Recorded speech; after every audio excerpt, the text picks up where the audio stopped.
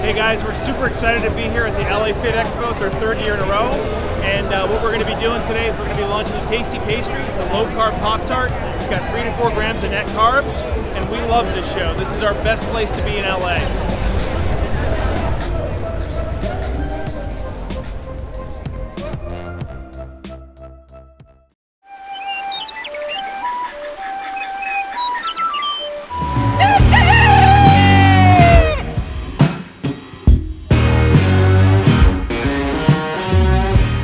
Welcome back to Legendary Foods Muscle in the Morning. I'm Dave Palumbo, and today is Wednesday, March 3rd, 2021. And let's find out what's going on in the world of bodybuilding and fitness. Welcome back, ladies and gentlemen, and happy Wednesday. This time next week, when you join us, we'll be having our first Recap Wednesday of the season. How crazy is that? But now, hopefully this update, courtesy of Big Ramy and his new house guest, Dennis James, is enough to hold you over.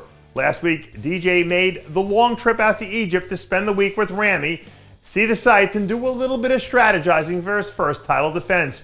We all know what happened when these two linked up last year for the final weeks of Ramy's Olympia prep. And that's where the bar is now. So if they're going to raise the standard in this year, like they've been saying, the next 7 months should be really something to watch. In some sports, you hear about certain athletes hitting the sophomore slump during their second season because they aren't quite taking the league by storm the way they did during their rookie year. But if you're looking at pictures of Hunter Labrada and scratching your head like I was a few days ago, you're probably also thinking that the words sophomore and slump aren't even in this guy's vocabulary. According to Hunter's camp, he's walking around in the morning around 272, and the plan is to keep pushing things closer to 280 before he starts chipping away. We learned a lot about this kid during last year's incredible rookie run, but it seems like he learned even more about himself. And watching what he does over these next 7 months will be one of the most fascinating subplots of the entire season. As the great Rowdy Roddy Piper once said, you don't want to throw rocks at the guy who's holding a machine gun.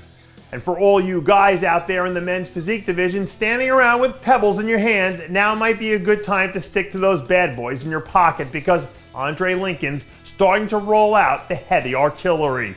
Since the start of the year, it's been all business for Andre, and the sense I get from his team is that they believe his 5th place finish at the Olympia last year was only scratching the surface.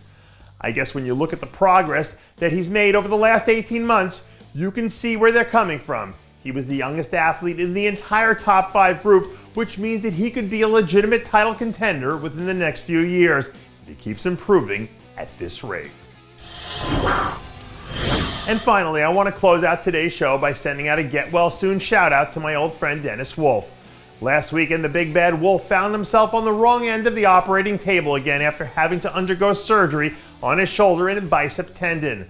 That being said, I'm happy to report that Dennis is already out of the hospital, and he says that the rehab has already started, which means things must be going well. I'm sure Dennis will attack this rehab the same way he did everything else in his career, and he'll be back on his feet in no time. So from all of us here at the show, get well soon, Dennis. Wishing you all the best in your recovery. And that does it for yet another edition of Muscle in the Morning.